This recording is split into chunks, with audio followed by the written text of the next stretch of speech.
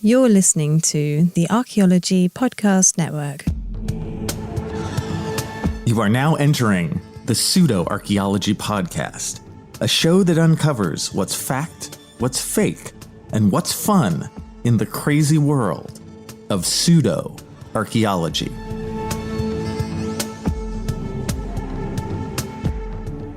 Hello and welcome to the Pseudo-archaeology Podcast, episode 128. I am your host, Dr. Andrew Kinkella, and tonight, on a very special episode of the Pseudo-archaeology Podcast, the Curse of King Tut.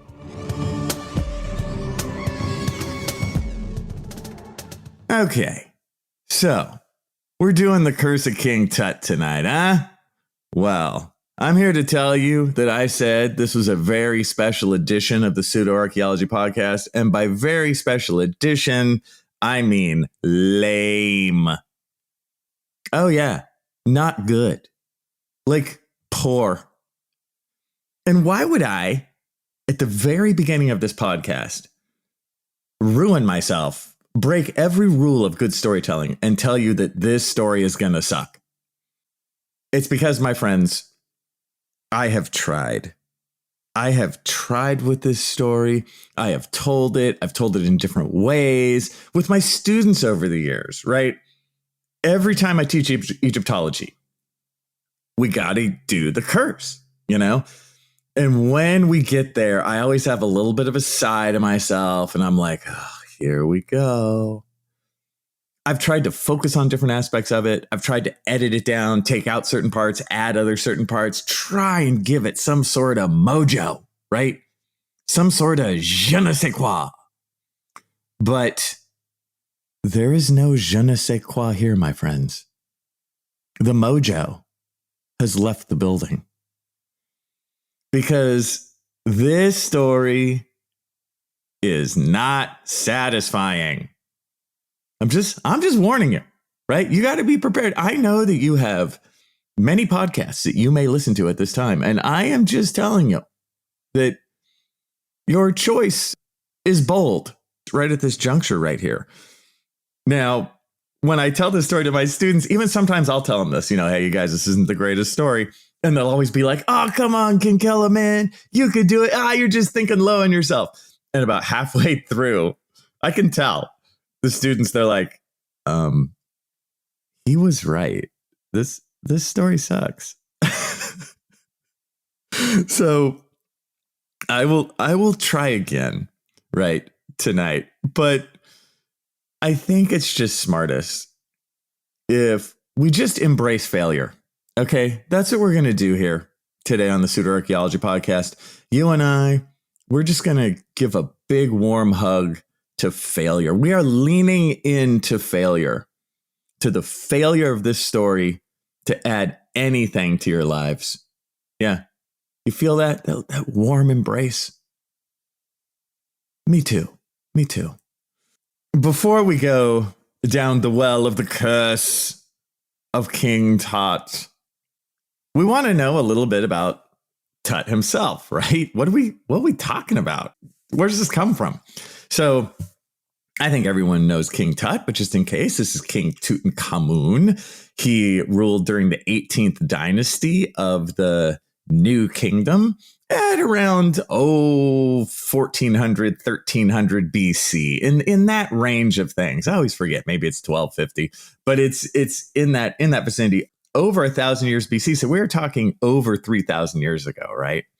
And he died at an early age, right? He died when he was 18, and he's always sort of a sickly person. I believe he rose to power when he was 9, give or take. And so, a 9-year-old, what are they going to do? He was really controlled by the generals and other government officials kind of behind him. He really was a puppet and just sort of a figurehead.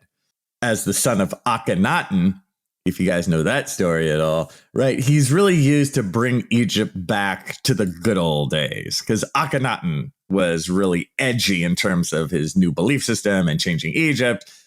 King Tut, his son, is sort of there as a useful idiot, right? To bring Egypt back to the way it was before. So always being sickly, how did King Tut die? Nobody is 100% sure. He's just got so many things wrong with him. He had malaria. We believe he was in some sort of chariot accident or something like that finally kind of compounded all these illnesses and did him in. But then he's buried in all his pharaonic regalia and forgotten by time. Until this guy, Howard Carter, comes around in the early 20th century. Now, to me, it feels like Howard Carter is kind of a prickly dude. We all know these guys. They're really into what they do. They're really intelligent. I mean, he knows archaeology, right? But interpersonally, not the guy you're happy to see at parties, right? That guy, kind of a work in progress. We all have that friend, and he's that guy. Burning a lot of bridges, right? So finally, in the 19 teens, he gets this idea that he wants to look for this pharaoh, Tutankhamun. He feels like there's one last tomb that hasn't been found, and nobody believes him. Everyone thinks he's full of it. They're like, Howard, come on. Like the Valley of the Kings, it's all done. Okay, there's nothing else there. They thought that for years at this point. And Howard's like, no, I think there's one more. I think there's King Tutankhamun. I don't think he's been found. And there was this other tomb that they thought might have been King Tut's, right? And it was looted and everything, like all the other tombs. Looted. But he's like, no, I think there's this one more. So he gets this guy, Lord Carnarvon, who's Mr. Moneybags, right? He gets Lord Carnarvon to fund an excavation in the Valley of the Kings looking for this lost pharaoh, King Tutankhamun. Lord Carnarvon he's kind of a rich British playboy character. If you've seen the show Downton Abbey, that house, that's Lord Carnarvon's real house. That's the Carnarvon estate. Isn't that crazy? Right? So this guy, Lord Carnarvon, though, he was always sickly. He was in a really bad car accident when he was younger, and he was just always in frail, crappy health. One of the reasons Lord Carnarvon came to Egypt was for the better weather. And funnily enough, you see these funny connections between Lord Carnarvon and King Tut, just in terms of their bits and bobs of their life. There's an excellent book, you guys, that I highly recommend called Lord and Pharaoh by Brian Fagan. I use this in my Egyptology class, and it takes this dual approach where it tells the story of King Tut and the story of Lord Carnarvon, and you kind of intersperse chapter by chapter. It's like King Tut gets the odd chapters, Lord Carnarvon gets the even chapters. Fagan kind of builds the story that way, right? This kind of give and take. Really great. One of my favorite just history books in general, Lord and Pharaoh. I'll put a link to it in the description. I highly recommend. Anyway, this guy, Lord Carnarvon, decides to give Howard money to do this look for this last tomb. And so over 5 years, in the late teens and into the early 20s, 5 excavation seasons, right? They find nothing, and nothing. Howard Carter grids out the entire Valley of the Kings, and they look grid by grid, finding nothing, square by square, finding nothing. And then it gets to the point where at the final season, Lord Carnarvon's going to pull money. He's like, look, Howard, it's been great, but enough's enough, man. We're not finding it. It's not here. And Howard's like, give me 3 more weeks. Right. So Lord Carnarvon actually leaves Egypt.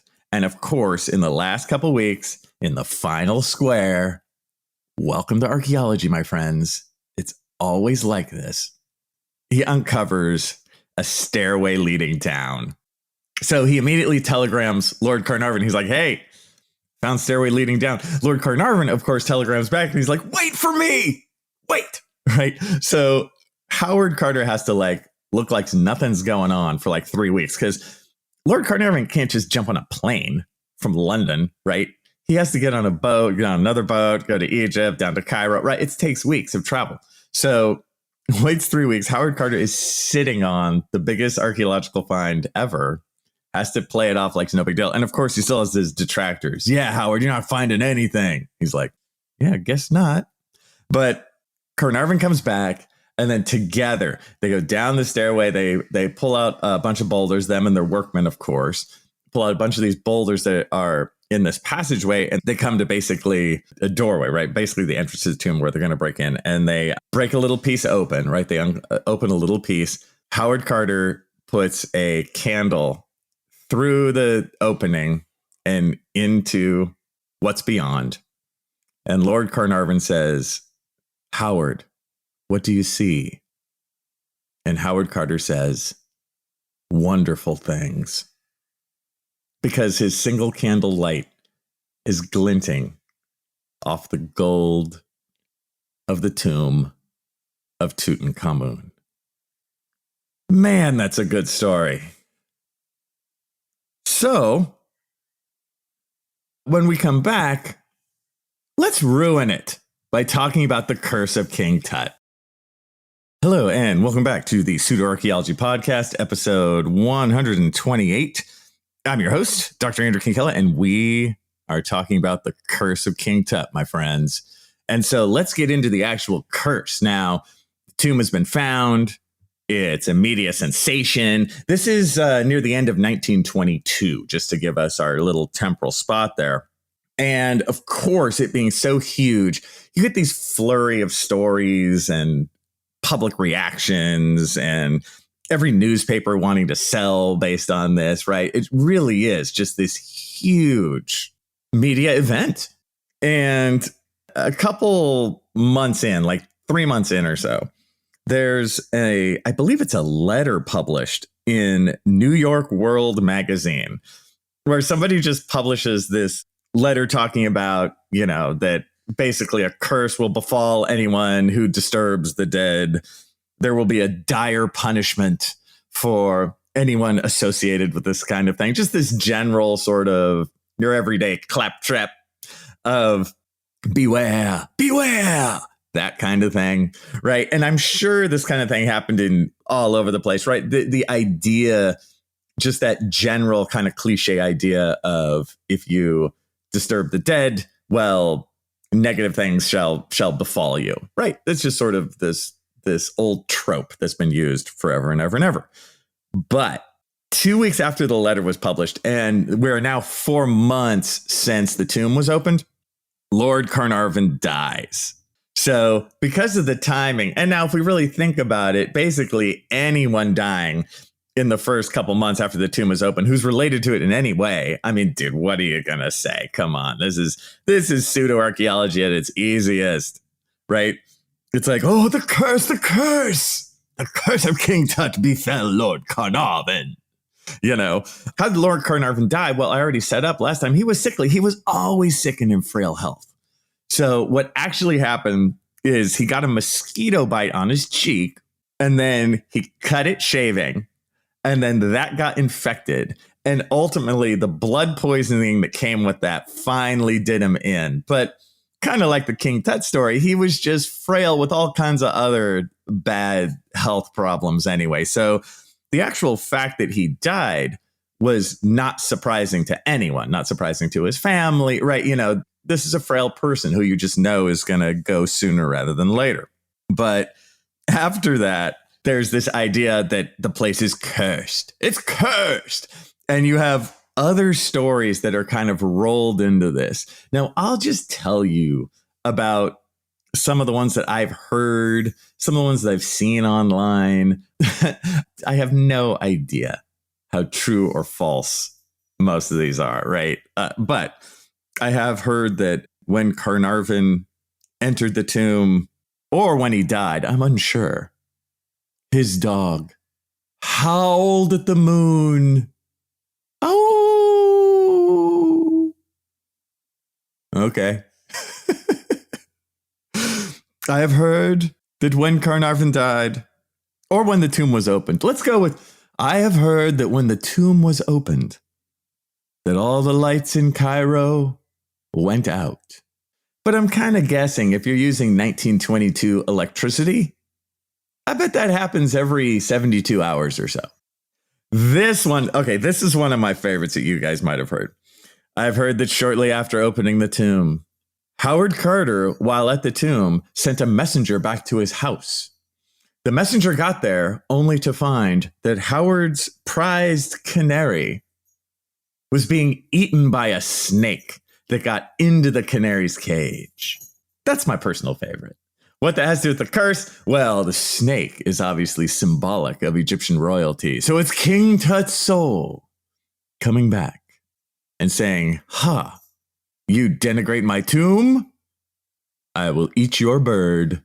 There's another one, too, of one of the people, I think it was one of the assistants to the project. I forget, because sometimes they're either assistants or they're tourists who kind of hung out for a while at the tomb. But this guy, after he visited the tomb, his house burned down. Oh, yeah. King Tut was like, you desecrate the dead? I'll burn your house down. Then he built his house again, and then it flooded. Yeah, so King Tut was like, oh, yeah. Oh, I see you with your newly built house. I will unleash floods. So there you go. Those are the people who are related to the curse, right? The big ones. The big one is, of course, Lord Carnarvon. It's like Lord Carnarvon dies, the curse. And then it's like, you have some other ones. Now, if you go online, you'll see a couple other people listed up to years after. We got to remember the tomb was opened in 1922. So I would say in the next decade, so throughout the 20s, you'll have a handful of, again, either assistants or other archaeologists or tourists who visit the site, dying usually from fevers or pneumonia or very obvious diseases. They don't just drop dead. Like they caught this thing and then they died. My favorite one was one of them who died in 1929 was the victim of a suspected smothering in a hotel room. How that's the curse? I don't know. I guess like King Tut was like, I know it's been 7 years since you desecrated my tomb, but I'm going to send one of my minions to smother you. Beware, my friends, of the Curse of King Tut. It's everywhere. So that's it. That's what you have. And then finally, I guess to wrap it up, Howard Carter himself dies in, I believe, in 1939. He dies over 16 years after he opens the tomb, and he dies of cancer. He has cancer. I believe he's 64 or something like that at the time of his death. And even that 16 years later, the curse of the tomb is, well, if you open this decades from now, you may die. Pretty inclusive curse, I would say. Very inclusive. You know what I love about this, though? If you actually put a scientific hat on and actually analyze this, which a handful of people have done, just because there's been so much, King Tut, Curse of King Tut. They found that if you average out like the 30 people or so who actively worked, on this tomb and follow out their life history, they die. If you go all together, they died at an average age of 73, which is 1 year more than the expected age of death for people of that era and of that time. So the real Curse of King Tut is, hear ye, those who desecrate my tomb shall live an average of 1 year more than your fellow countrymen. Thus, I have spoken. And when we come back, let's wrap up the Curse of King Tut. Hello, and welcome back to the Pseudo-archaeology Podcast, episode 128. I'm your host, Dr. Andrew Kinkella, and we are wrapping up the Curse of King Tut.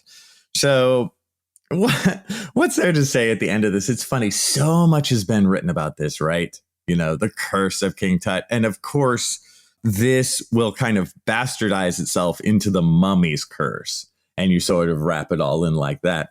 What I love about this is Howard Carter himself called this, quote, Tommy rot. I love the word Tommy rot. Yet another one that we should bring back into modern lingo. Man, what a bunch of Tommy rot, dude. See?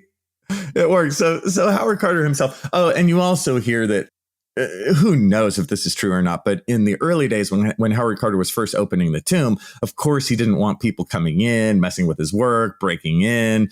So he himself might have offhandedly said something like, oh, don't come in here. There's a curse. And hey, if it works, right? You do whatever you can to keep people away from kind of your precious archaeological information situation, right?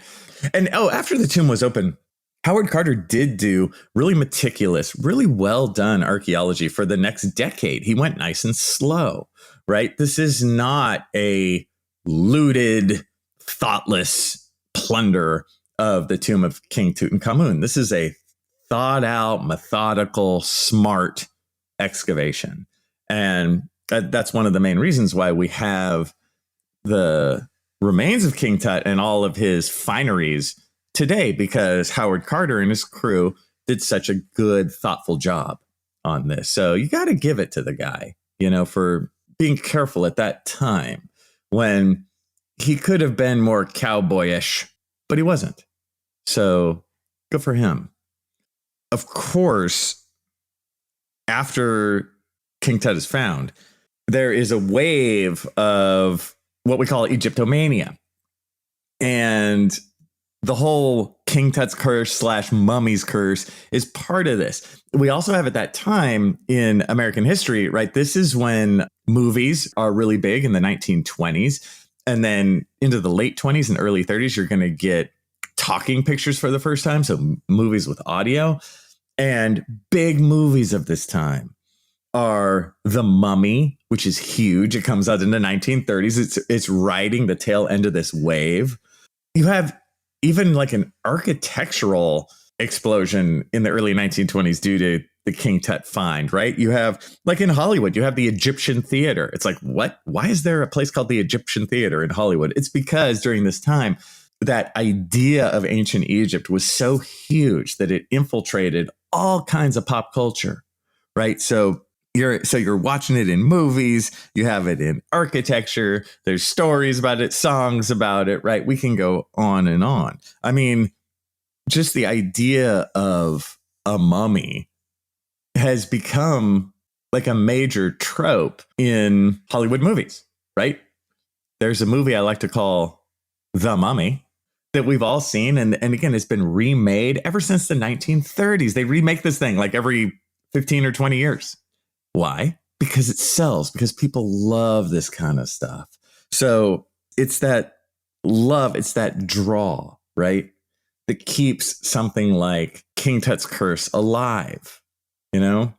What do I think of King Tut's curse? I think it's fun. I think it's just sort of a fun idea. Of course, we should not take it too seriously. I think it's fun from like a historic point of view.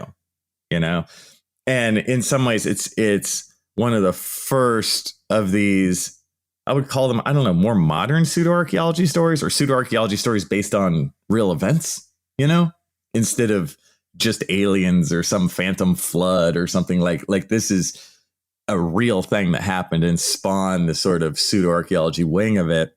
I don't think it's necessarily, again, that destructive to our psyche and archaeology, right? I think it's just obviously silly as hell and just kind of fun, especially if you're trying to do a podcast right around Halloween.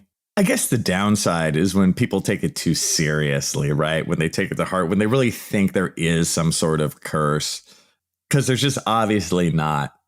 And so you see what I mean when we break this down sort of back to the beginning, where it's not that satisfying. You want more slings and arrows, more of a plot, more of a resolution. And it's just like, hey, this one sick guy died right after working on this thing. And then we're just sort of wrapping up some other stuff and trying to shove it in there. You can feel it. It feels last minute, And so I guess in the end, what we want to do with the Curse of King Tut is laugh at it. And just as importantly, have fun with it, which is the best medicine for anything in pseudo-archaeology. And with that, I'll see you guys next time. Thanks for listening to the Pseudo-archaeology Podcast. Please like and subscribe wherever you like and subscribe. And if you have questions for me, Dr. Andrew Kinkella, feel free to reach out using the links below or go to my YouTube channel, Kinkella Teaches Archaeology. See you guys next time. This episode was produced by Chris Webster from his RV traveling the United States, Tristan Boyle in Scotland, DigTech LLC, Cultural Media, and the Archaeology Podcast Network, and was edited by Chris Webster. This has been a presentation of the Archaeology Podcast Network. Visit us on the web for show notes and other podcasts at www.archpodnet.com. Contact us at chris@archaeologypodcastnetwork.com.